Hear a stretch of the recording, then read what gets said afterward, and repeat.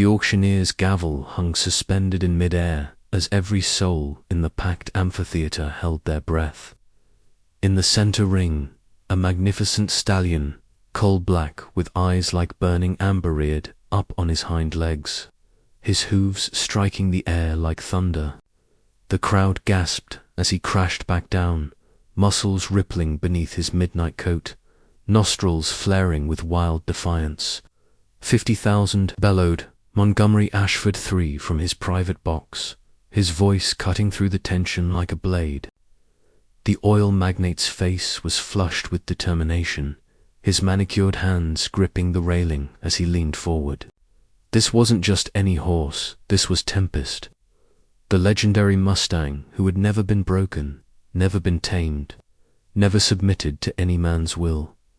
Tempest had been captured just 3 months ago from the Nevada highlands, where he had ruled over a herd of wild horses for 7 years. Stories of his speed and intelligence had spread like wildfire through the equestrian world. He could leap ravines that would terrify seasoned jumpers, could sense a storm hours before it hit, and had once led his entire herd to safety through a raging wildfire. Now, trapped within these wooden walls, he was nothing short of magnificent fury incarnate. 60,000, came another voice from across the arena. The crowd murmured excitedly as wealthy bidders began their deadly dance of dollars and desire. But in the highest, cheapest seats of the old amphitheater, 17-year-old Maverick Sterling sat with her heart breaking, her calloused hands that knew the weight of hay bales and the gentle touch needed to heal. Wounded animals clutched a crumpled envelope containing exactly $347. It was everything she had earned from 3 years of mucking stalls, grooming horses, and sleeping in barn lofts rather than paying for proper lodging. Maverick had traveled 14 hours on a Greyhound bus from her small Montana town, sleeping against the window and eating nothing but peanut butter sandwiches, all for this moment. She had first seen Tempest in a grainy newspaper photograph 6 weeks ago, and something in his eyes had called to her soul. It wasn't his beauty or his reputation that drew her, it was the wild pain she recognized, the fierce independence that reminded her of herself. As the bidding climbed higher, 70,000, 80,000, Maverick closed her eyes and remembered her grandmother's words. The right horse will choose you, child, not the other way around. Her grandmother had been a horse whisperer in the old tradition, able to gentle the wildest broncos with nothing but patience and understanding. She had died 2 years ago, leaving Maverick alone in the world with nothing but her gift and her dreams. $100,000. Montgomery's voice boomed across the arena, and several bidders fell silent. The millionaire's chest swelled with premature victory. He had built his fortune on taking what others couldn't have, and Tempest would be the crown jewel of his private stable in Kentucky. Down in the ring, Tempest suddenly went still. His ears pricked forward, and his head turned slowly, scanning the crowd with those intelligent amber eyes. The entire amphitheater fell silent as the stallion's gaze swept across hundreds of faces, searching for something only he could recognize. The auctioneer raised his gavel, ready to seal Montgomery's triumph, when Tempest did something that would be talked about for generations to come, going once at $100,000. The auctioneer called out, his voice echoing through the hushed amphitheater. Montgomery Ashford III smiled triumphantly, already envisioning Tempest in his climate-controlled stable, his newest prize, to showcase 2 business associates and rivals alike. But Tempest wasn't looking at Montgomery.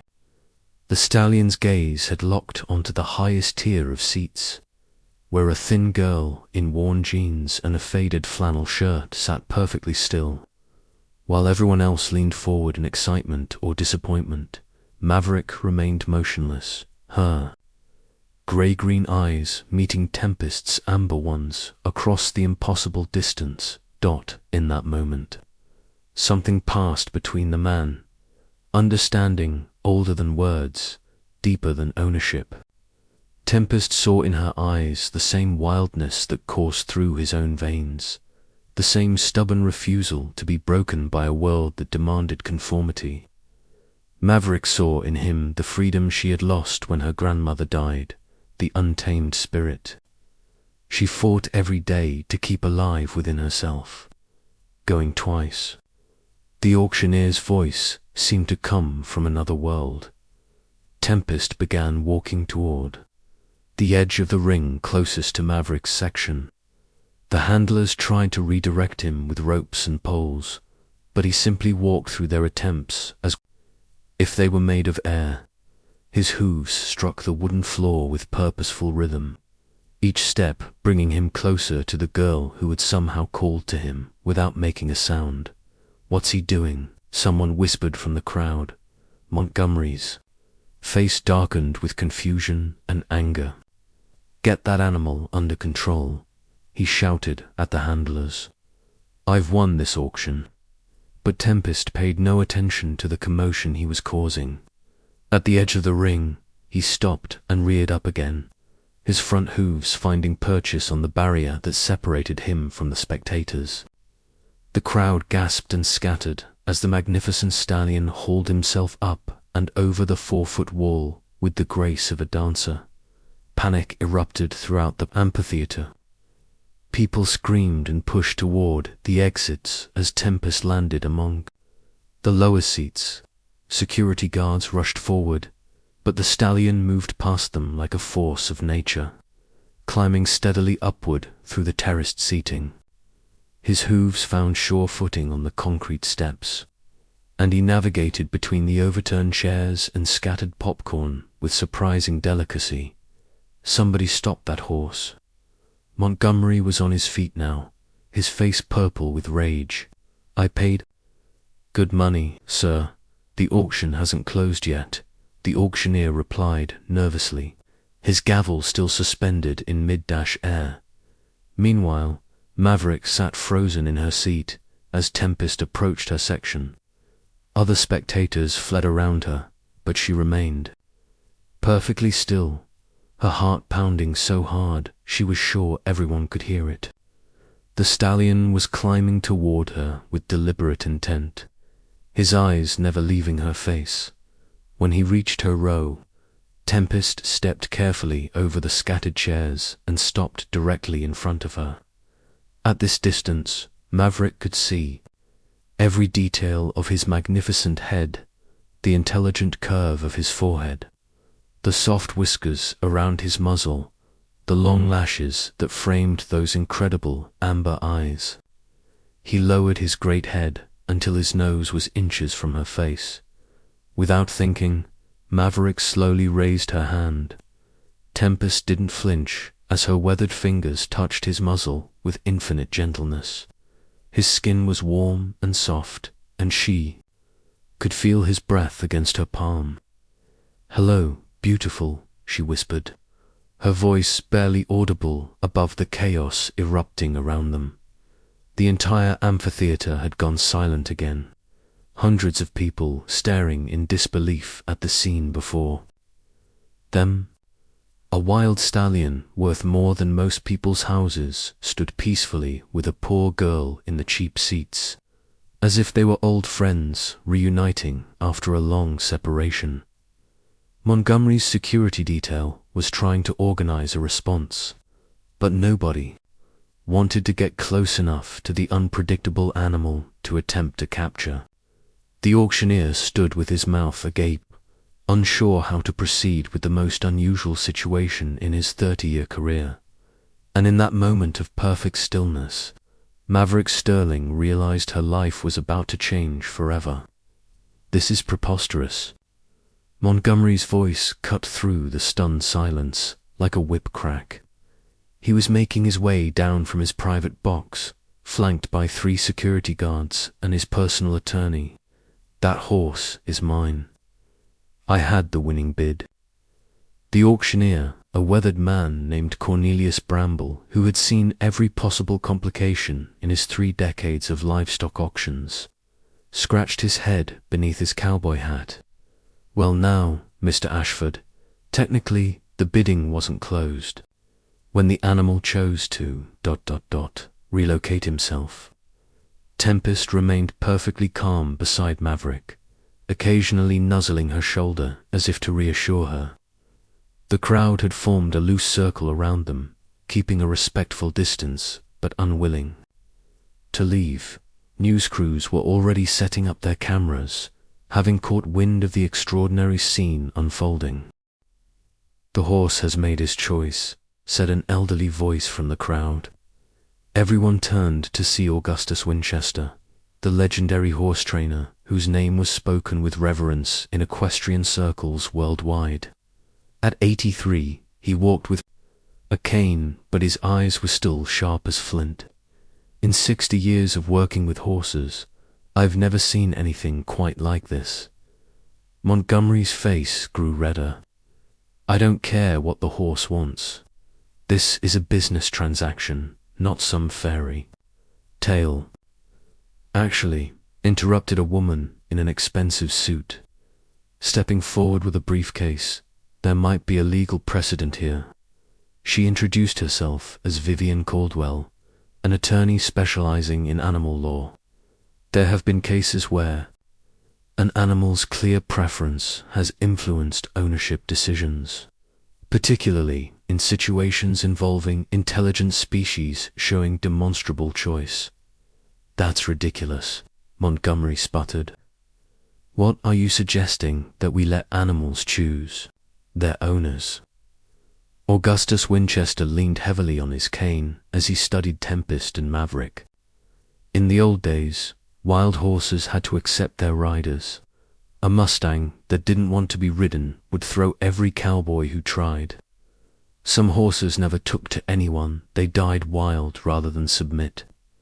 Maverick found her voice for the first time since Tempest had chosen her. "I can't afford him," she said quietly, her hand still resting on the stallion's neck. "I only have $300. A murmur rippled through the crowd. Montgomery laughed harshly. "There you have it. She can't even pay. This whole spectacle has been a waste of everyone's time." But Augustus Winchester held up his weathered hand. "What if we settled this the old way?" he proposed, his voice carrying the authority of decades. "A test of partnership. If this young lady can accomplish what no one else has been able to do, if she can ride Tempest bareback, without bridle or saddle, then perhaps that $100,000 might be put towards something more meaningful than just ownership." The crowd buzzed with excitement. Montgomery looked skeptical but intrigued. "And if she can't, then Tempest goes to whoever can handle him," Augustus replied. "Fair and square." Maverick's heart hammered against her ribs. She had ridden plenty of horses, but never anything like Tempest, wild stallion who had never accepted a human on his back. "He's never been ridden," she whispered. "Neither had any horse until the first time," Augustus said gently. "But look at him, child. He's already chosen you. The question is whether you'll choose him back." Tempest seemed to sense the weight of the moment. He stepped closer to Maverick, lowering his head so she could see directly into his eyes. In their amber depths, she saw not just wildness, but trust, fragile and new, but undeniably real. Montgomery was conferring with his attorney in heated whispers. Finally, he turned back to the group. "Fine, but when she fails, I want that horse loaded into my trailer immediately. And I want everyone here to witness that I tried to do this the easy way." The crowd began moving toward the arena floor, excitement building. Word was spreading throughout the venue, and even people who had left were returning to witness what was already being called the ride of the century. Maverick looked down at her trembling hands, then up at Tempest's magnificent head. Her grandmother's voice echoed in her memory. Trust isn't something you take, honey. It's something you earn, one breath at a time. She took a deep breath and made her choice. The arena floor had been cleared of all equipment, leaving nothing but hard-packed dirt and sawdust between Maverick and her destiny. Tempest walked beside her with surprising calm as they descended from the stands, his hooves creating a steady rhythm that seemed to match her heartbeat. The crowd had swelled to nearly 1,000 people, word having spread through social media about the unprecedented scene unfolding at the horse auction. Montgomery stood at the ringside with his arms crossed, checking his expensive watch impatiently. "This is going to be over in 30 seconds, he muttered to his attorney. "That horse has thrown every professional rider who's attempted to mount him." Augustus Winchester positioned himself at the gate, his experienced eyes taking in every detail of the interaction between horse and girl. He had seen countless partnerships form over the decades, but something about this one felt different, older, more fundamental, as if they were witnessing the echo of humanity's first bond with the wild. Maverick paused in the center of the ring, her hand resting on Tempest's neck. The stallion stood 17 hands high, his back seeming impossibly far from the ground. She had never attempted to mount a horse without stirrups or a mounting block, let alone a wild Mustang who had never carried a rider. "Remember, Augustus," called softly across the arena, "he's already said yes to you. Now you have to say yes to him." The crowd fell into complete silence, hundreds of people holding their breath as Maverick slowly walked around Tempest, letting him see her from every angle. She spoke to him in whispers too low for anyone else to hear, her hands trailing along his flanks and shoulders. The stallion's ears swiveled to follow her voice, his eyes tracking her movement with complete attention. When she stopped at his left side, Tempest turned his head to look at her. In his amber eyes, she saw the same question she was asking herself. "Are you ready?" Maverick placed both hands on his back, feeling the warmth and power of the muscles beneath his midnight coat. Tempest stood perfectly still, not even shifting his weight. Taking a deep breath, she gathered her courage and made a small hop, pulling herself partway up his side. Tempest remained motionless as a statue. Encouraged, Maverick tried again, this time managing to get her chest across his back.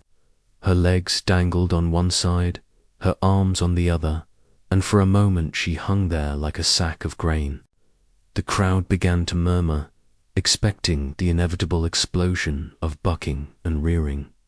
Instead, Tempest turned his head and gently nuzzled her dangling hand, as if encouraging her to continue.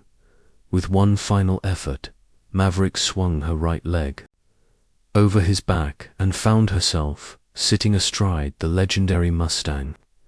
The moment she settled into position, a collective gasp rose from the crowd.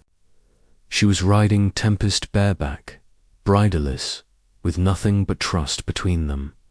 But they weren't finished yet. Tempest began to move, starting with a slow walk around the perimeter of the ring. His gait was so smooth that Maverick felt as if she were floating. She had never experienced anything like the sensation of being carried by pure willpower and grace. As they completed their first circuit, Tempest picked up speed, moving into a trot. Maverick adjusted her balance instinctively, her years of experience with horses serving her well. But this was different from any horse she had ever ridden. Tempest wasn't being controlled or directed. He was choosing to carry her, choosing to share his power and freedom. The crowd erupted in amazed cheers as Tempest transitioned into a canter. his hooves thundering against the arena floor. Maverick leaned forward slightly, her hands tangled in his mane, and felt the most incredible sensation of her life, the pure joy of flight without wings. Montgomery's face had gone pale. This wasn't how it was supposed to happen. The girl was supposed to fail, supposed to be thrown within seconds, supposed to prove that money and power were what mattered in the end. But as Tempest and Maverick completed another lap at full gallop, moving together as if they shared one mind and one heart, even Montgomery began to understand that he was witnessing something that couldn't be bought or owned. Augustus Winchester wiped tears from his weathered cheeks. In all his years, he had never seen such perfect harmony between human and horse. This wasn't domination or control, this was partnership in its purest form. When Tempest finally slowed to a stop in the center of the ring, the entire arena erupted in thunderous applause. But Maverick barely heard it. She was focused entirely on the magnificent creature beneath her, overwhelmed by the gift he had given her, not just the ride, but his trust. As she slid down from his back, Tempest immediately turned to nuzzle her face, and Maverick knew that whatever happened next, they belonged together. The applause seemed to go on forever. But in the center of the ring, Maverick and Tempest existed in their own quiet bubble of understanding. She pressed her forehead against his neck, breathing in his scent of wild grass and freedom. Still hardly believing what had just happened, Montgomery Ashford III stood frozen at the ringside, his carefully constructed world of acquisition and control crumbling round him. For the first time in his 62 years, he had encountered something that couldn't be purchased, something that rendered his wealth meaningless. The sight of perfect trust between the girl and the stallion had stirred something in his chest that he hadn't felt since childhood, memory of wonder, of believing in magic. Augustus Winchester made his way slowly into the ring, his cane tapping against the packed earth. "In all my years," he said, his voice carrying clearly through the hushed arena, "I have never witnessed such a pure bond between horse and human. Young lady, you have just proven that the most valuable things in this world cannot be bought, can only be earned." The crowd murmured agreement, but all eyes turned to Montgomery. According to the terms of the challenge, Tempest now belonged to whoever could handle him. But Maverick Sterling still had only $347 to her name, barely enough for a bus ticket home, let alone the care and keeping of a magnificent stallion. Montgomery stepped into the ring, his expensive boots crunching. In the sawdust, the crowd held its breath, expecting him to claim his victory on a technicality. Instead, he approached Maverick with an expression no one had ever seen on his face, before uncertainty mixed with something that might have been respect. He began, then realized he didn't even know her name. "Sterling," Maverick replied, quietly, not stepping away from Tempest's side. "Maverick Sterling. Miss Sterling." Montgomery removed his hat, running his fingers through his silver hair. "I came here today to buy a horse. I've spent my entire life collecting things, companies, properties, objects of beauty and value. But watching you with him," he gestured toward Tempest, who was observing the conversation with intelligent eyes, "I realize I've never owned anything that chose to be mine." The crowd pressed closer, sensing that something significant was happening. News crews positioned their cameras to capture every word. Montgomery continued, his voice growing stronger. "My father was a poor man who dreamed of owning horses. He used to take me to watch them run in the fields outside our tenement, telling me stories about wild mustangs and the cowboys who rode them. I built my fortune thinking I could buy back those dreams. But today I learned something that my father tried to teach me long ago. Some things are more valuable than money. He reached into his jacket and pulled out a checkbook.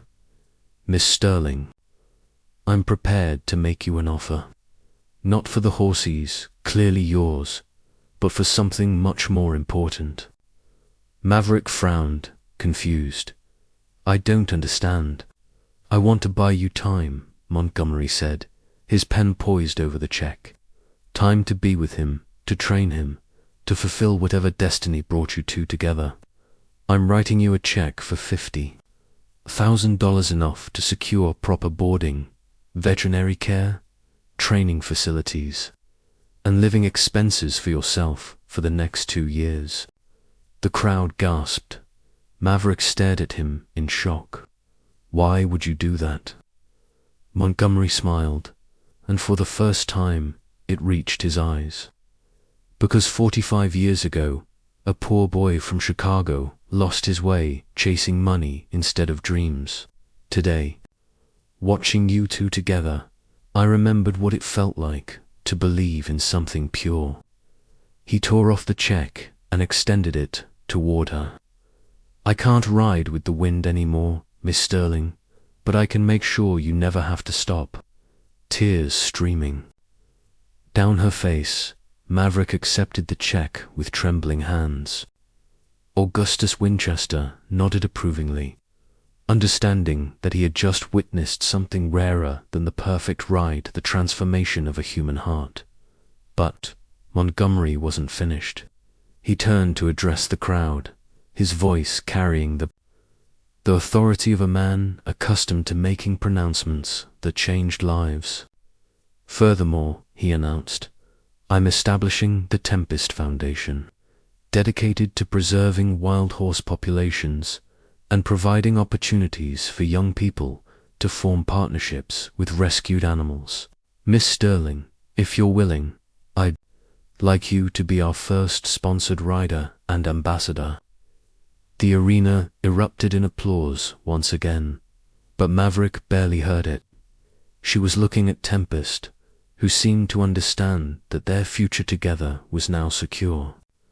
The stallion nickered softly and nuzzled her cheek, as if to say that he had known all along how this story would end. In that moment, surrounded by cheering crowds and flashing cameras, Maverick Sterling realized that sometimes the most impossible dreams were just waiting for the right moment to come true. 6 months later, Maverick Sterling stood in the center of a different arena, but this time she wasn't alone. 12 young people from backgrounds as diverse as her own surrounded her, each paired with a rescued horse that had chosen them just as Tempest had chosen her.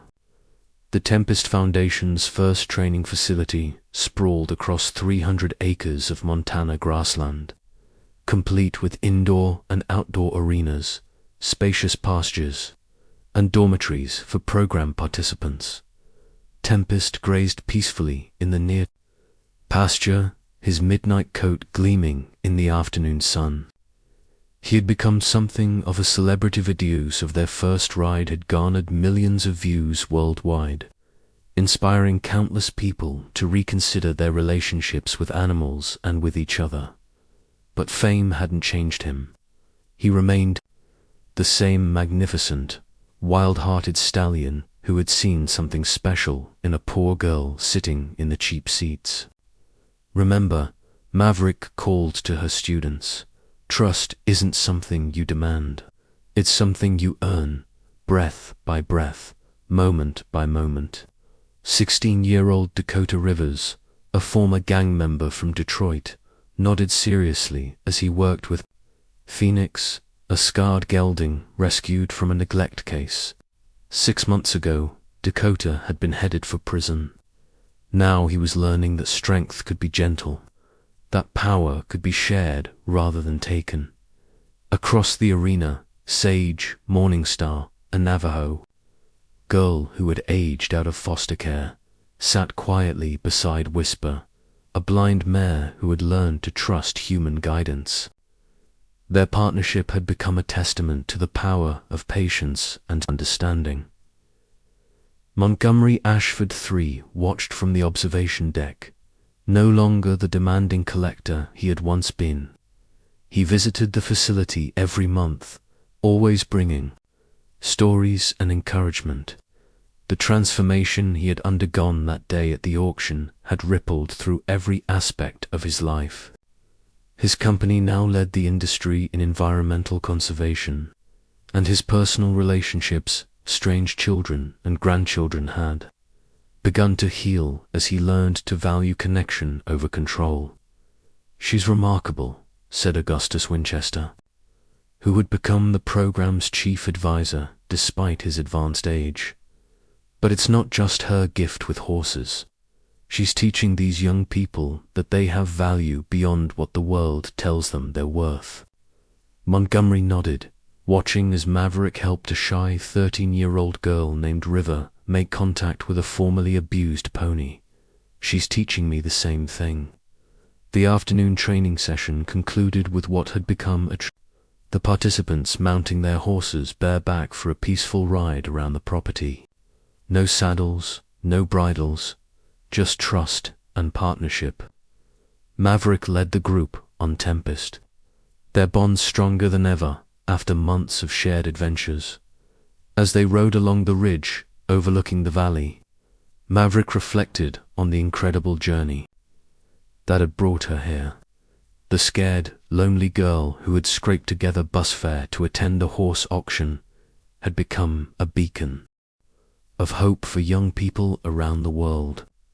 The Tempest Foundation now had satellite programs in 12 states, with plans for international expansion.